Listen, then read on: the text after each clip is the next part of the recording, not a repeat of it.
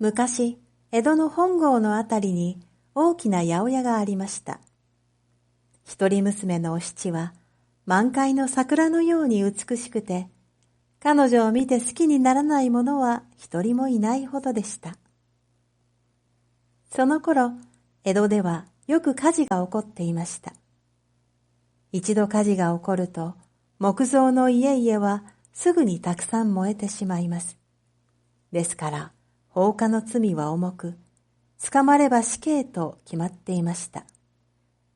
15歳以下の子供でも島流しにされました。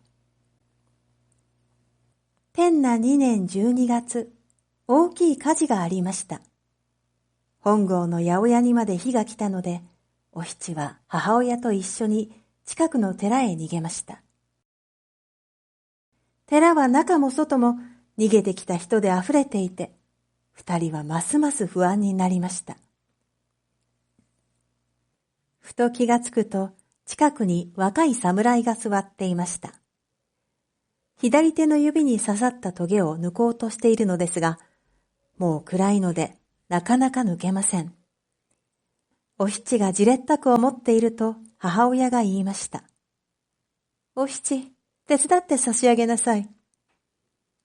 お七は喜んで侍に近づいて、その手を取ると、すぐにトゲを抜いてあげました。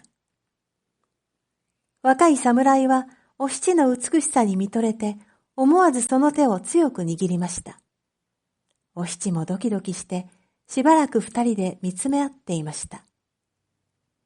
でも、母親が見ていることを思い出して、慌てて手を離すと、お七は急いで母親のところへ戻りました。トゲ抜きを持ったまま。お母様、これを返し忘れてしまいました。お七はそう言って、また侍のところへ行きました。これ。お七はトゲ抜きを手渡すと、その手をもう一度強く握りました。侍の名前は吉三郎でした。八百屋は火事で焼けてしまいました。新しい店が建つまで、お七と母親は寺で暮らすことになりました。お七はこっそりと吉三郎に手紙を渡しました。しばらくすると今度は吉三郎から手紙が来ました。そうして二人は深く愛し合うようになりました。しかし、いつも母親がそばにいるので、思うように会うことができません。年が明けて1月15日、大きい葬式があって、寺の人はほとんど出かけてしまいました。外は大雨、雷も鳴っています。怖い。お七、耳を塞いでなさい。母親はお七を抱き寄せました。でも、お七は吉三郎のことばかり考えていましたから、雷など少しも怖くはありませんでした。吉三郎に会うのは今晩しかない。そう思い詰めていました。そしてその夜、こっそりと吉三郎の部屋に忍び込みました。吉三郎はすぐに目を覚ましました。お七さん、どうしてここへ？吉三郎様、私は16です。もう子供じゃありません。外では雷が鳴っています。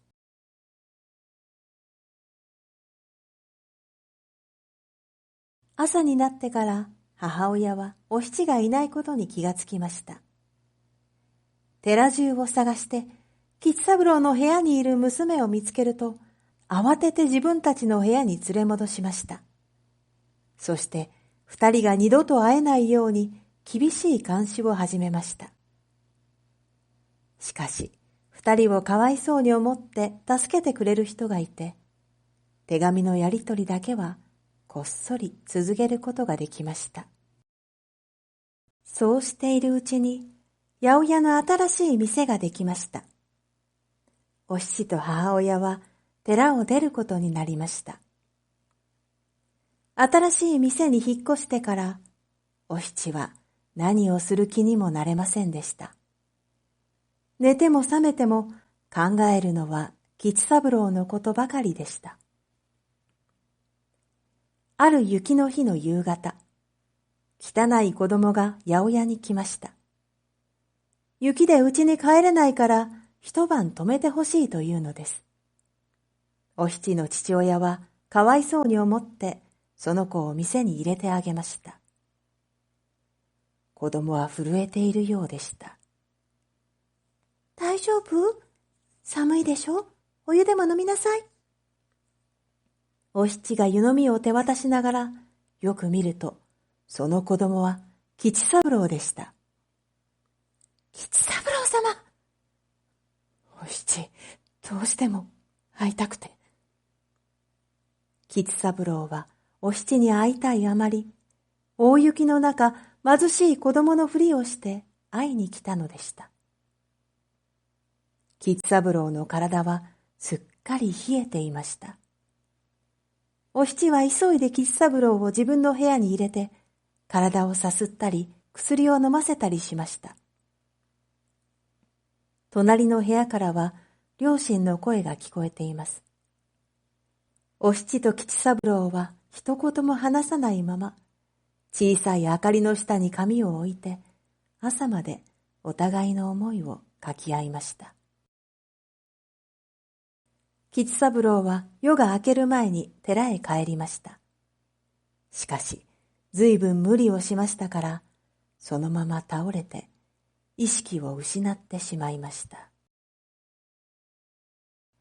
お七の恋心は募るばかりでした。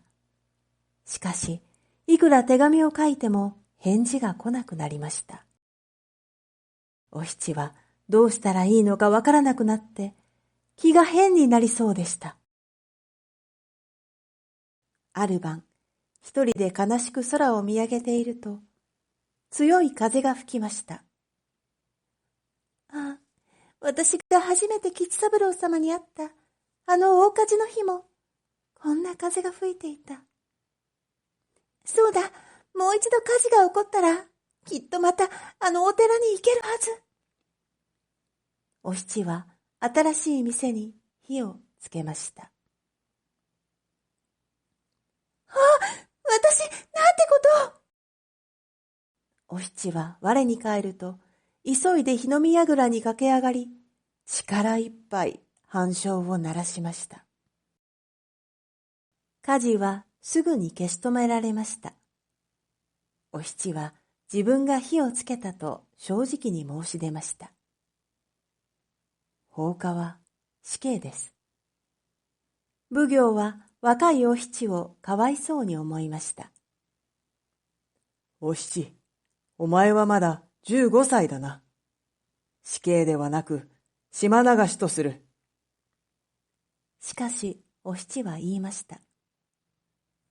いいえ、私は16でございます。いや、まだ15のはずだ。いいえ、16でございます。覚悟はできております。奉行はお七に嘘をつかせようとしましたが、お七は首を横に振るばかりでした。仕方なく奉行はお七に死刑を言い渡しました。その日、お七はきちんと着物を着て、美しく髪を結いました。若くて美しい娘が処刑場へ連れて行かれるのを見て、人々はみんなかわいそうに思いました。天那3年3月28日、お七は火あぶりにされました。それから数日後、ようやく吉三郎の意識が戻りました。